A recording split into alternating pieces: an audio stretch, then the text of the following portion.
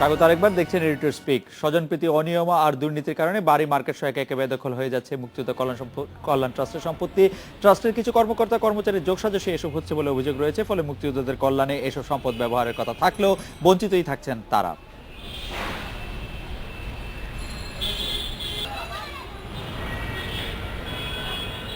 রাজধানীর টিকাটুলির হাটখোলা রোডের পাশে মুক্তিযোদ্ধা কল্যাণ ট্রাস্টের ২০ কাঠার এই বাড়ির অর্ধেক দখল করে ঘর আর দোকান তুলে ভাড়া দিয়েছেন ট্রাস্টের কর্মকর্তা আবু তাহের সহ ৪ জন।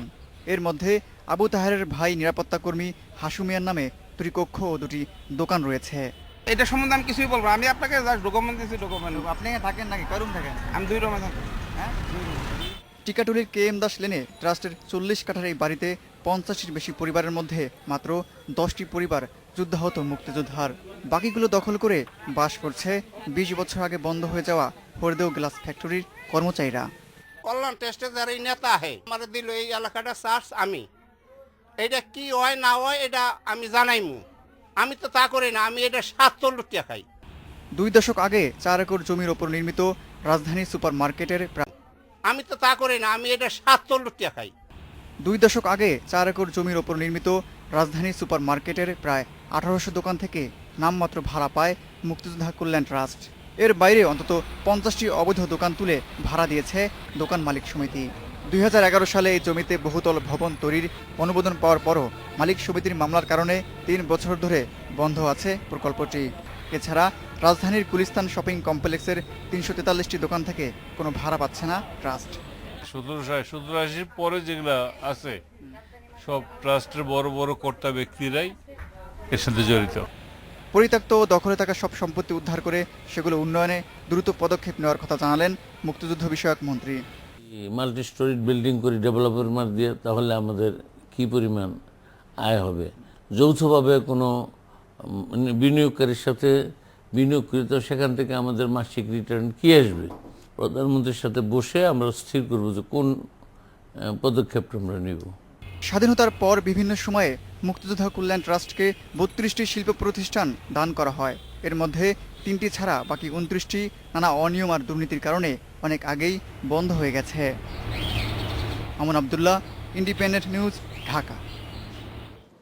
এই বিষয়ে কথা বলতে এখন আমাদের সাথে আছেন মুক্তিযুদ্ধ বিষয়ক মন্ত্রণালয়ের সংসদীয় স্থায়ী কমিটির সভাপতি এবি তাজুল ইসলাম, মুক্তিযুদ্ধ সংসদের কেন্দ্রীয় কমান্ড কাউন্সিলের চেয়ারম্যান হেলাল মোর্শেদ খান। জনাব তাজুল ইসলাম, আপনার কাছে প্রথমে জানতে চাইবো যে স্বজনপ্রীতি, অনিয়ম আর দুর্নীতির কারণে বাড়ি মার্কেট সহ একে একে বেদখল হয়ে যাচ্ছে মুক্তিযোদ্ধা মন্ত্রণালয় বা মুক্তিযোদ্ধা কল্যাণ ট্রাস্টের সম্পত্তি। এগুলি গত ২-৩ দশক ধরেই ব্যাহাত রয়েছে বা ব্যাহাত হয়েছে। গত সরকারে আপনি মুক্তিযুদ্ধ বিষয়ক মন্ত্রণালয়ের প্রতিমন্ত্রী ছিলেন, দায়িত্বে ছিলেন, তখন কোনো উদ্যোগ নিয়েছিলেন এগুলি আবার যাতে কল্যাণ ট্রাস্টের কাছে ফিরে আসে? জনাব তাজুল ইসলাম। আপনাকে অসংখ্য ধন্যবাদ। এই মুক্তিযোদ্ধা কল্যাণ ট্রাস্ট ১৯৭২ সালে প্রেসিডেন্সিয়াল অর্ডারে এই কল্যাণ ট্রাস্টটি প্রতিষ্ঠিত হয় এবং তখন ৩২টি শিল্প প্রতিষ্ঠান এই কল্যাণ ট্রাস্টে ন্যস্ত করা হয়। অদক্ষতা এবং অনিয়মের কারণে এগুলি অনেকেই বন্ধ হয়েছে এবং আমরা যখন ২০০৮ সালে ২৯শে ডিসেম্বরে ক্ষমতা পালাবদলের পর মাননীয় প্রধানমন্ত্রী জননেত্রী শেখ হাসিনার নেতৃত্বাধীন সরকার গঠিত হয়, তখন জননেত্রী শেখ হাসিনার নির্দেশে আমরা এই সম্পত্তিগুলি যথাযথ ব্যবস্থাপনার জন্য চেষ্টা শুরু করি। দুর্ভাগ্যজনক হলেও সত্য যে এই সম্পত্তিগুলির কোনোটিরই কাগজপত্র ঠিক ছিল না। প্রায় ৪০ থেকে ৪২টি কোর্টে আদালতে মামলা ছিল। আমরা অক্লান্ত পরিশ্রম করে এই মামলাগুলি নিষ্পত্তি করি এবং যেসব সম্পত্তির দালিলিক জটিলতা ছিল, মালিকানা নিয়ে সমস্যা ছিল, সেইগুলি আমরা সঠিক করে বাংলাদেশ কল্যাণ ট্রাস্টের এই এখন যে অবস্থা, আগের অবস্থার চেয়ে অনেক ভালো অবস্থায় আছে। জনাব তাজুল ইসলাম, আপনি আমাদের সঙ্গে থাকেন। আমি শুধু জেনারেল হেলাল মোর্শেদ খান, আপনার কাছে জানতে চাইবো যে এই যে মুক্তিযোদ্ধা কল্যাণ ট্রাস্টের সম্পত্তি ব্যাহত হওয়ার যে ধারাবাহিকতা, সেটি গত ১০, ১৫, ২০ বছরের আলোকে আপনি এটিকে কিভাবে মূল্যায়ন করবেন? এর জন্য দায় আসলে কার? জনাব হেলাল মোর্শেদ খান।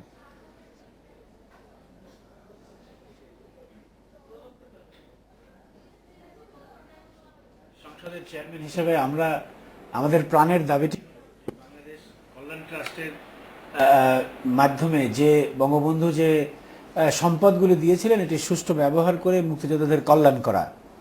আমরা গত ৪০ বছর ধরে দেখছি এটি কল্যাণ তো হয়নি এবং গত ১২ বছরেও এটির কল্যাণের কোনো মুখ দেখেনি। জোট সরকারের আমলেও এটি লোকসানে হয়েছে। এই সরকারের যে গত 5টি বছর তারা কিছুটা চেষ্টা করেছে এটিকে ফিরিয়ে আনার জন্য। এখন আমরা মুক্তিযোদ্ধা হিসেবে শুধু এইটুকু বলতে চাই যে এই বিশাল সম্পদটি তখন ছিল প্রায় 500 কোটি টাকার, এখন এটির দাম হয়েছে 5000 কোটি টাকারও বেশি।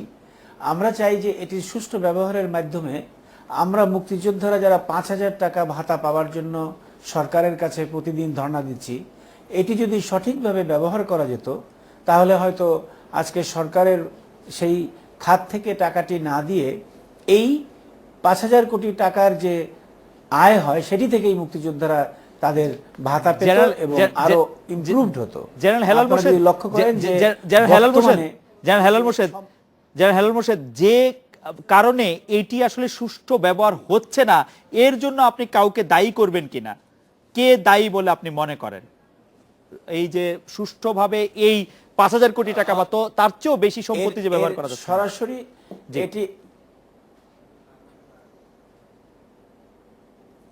এটির সরাসরি দায়িত্ব হলো কাজটি করে এটি মন্ত্রণালয়ের মুক্তিযোদ্ধা কল্যাণ ট্রাস্ট বাংলাদেশ মুক্তিযুদ্ধ বিষয়ক মন্ত্রণালয়ের একটি অঙ্গ এবং এটি মন্ত্রণালয়ের মাধ্যমেই পরিচালিত হয়। এটির একজন ডাইরেক্টর ম্যানেজিং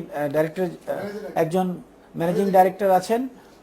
তিনি গতবার ছিলেন মেজর জেনারেল একজন শিকদার সাহেব, তার আগে ছিলেন একজন, বর্তমানেও একজন আছেন। এনাদেরই দায়িত্ব এইটি বিষয় নিয়ে কাজ করা এবং এটিকে সুষ্ঠুভাবে পরিচালিত করে এটিকে জেনারেল হেলাল মোর্শেদ, আপনাকে ধন্যবাদ। আমি জনাব তাজুল ইসলাম আপনার কাছে জানতে চাইবো যে এখন সরকারের যেসব শীর্ষ কর্মকর্তার মুক্তিযোদ্ধা সনদ বাতিল হচ্ছে বা যাদের সনদের তদন্ত চলছে তাদের প্রায় সবাই আপনি যে সময় দায়িত্বে ছিলেন মুক্তিযোদ্ধা মন্ত্রণালয়ের তখন এসব সনদ নিয়েছিলেন। সনদ জালিয়াতির বিষয়টির জন্য আপনি কাকে দায়ী করবেন বা কেন এটি সেই সময় ধরা পড়েনি, এই সম্পর্কে একটু আপনার মন্তব্য শুনতে চাইবো জনাব তাজুল ইসলাম। আমরা যখন এই মুক্তিযোদ্ধাদের কে মুক্তিযোদ্ধা না এই বিষয়টি যখন আমরা জাতীয় মুক্তিযোদ্ধা কাউন্সিলে বিশ্লেষণ করি, আমাদের চিটাগং ডিভিশনের দায়িত্ব দিয়েছিলাম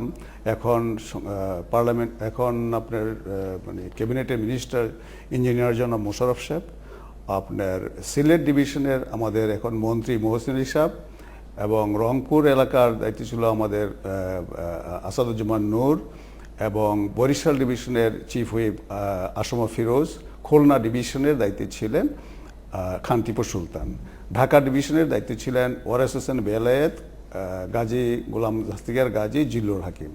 ওনারা প্রাথমিকভাবে এগুলি পরীক্ষা নিরীক্ষা করে আমাদের পূর্ণাঙ্গ মিটিংয়ে এগুলি প্রতিবেদন উত্তর করত। আমরা যেই ব্যক্তিটি মুক্তিযোদ্ধা হিসাবে আবেদন করেন সে তো সরাসরি আমাদের অধীনে যুদ্ধ করে নাই। আমরা বেসিক্যালি দেখেছি তার যে দলিলপত্র সে যে আমাদের কাছে জমা দিয়েছে সেইগুলি পরীক্ষা নিরীক্ষা করে আমরা সকলে মিলে যখন মনে করেছি যে তাকে গ্রহণ করা যায়, এই দলিলপত্রের উপর ভিত্তি করে করেছি। এবং এটা নিয়মই ছিল যে আমরা অধিকতর তদন্তের সময় যদি প্রমাণিত হয় যে এই কাগজপত্র যিনি জমা দিয়েছেন এগুলির মধ্যে সত্যতা নেই, তখন কিন্তু তারটা যে কোনো মুহূর্তে বাতিল করা যাবে এবং সে যদি কোনো বেনিফিট নিয়ে থাকে সেই বেনিফিটগুলো তার কাছ থেকে আদায় করা হবে। জনাব তাজুল ইসলাম এবং জনাব হেলাল মোর্শেদ খান, আপনাদের অনেক ধন্যবাদ।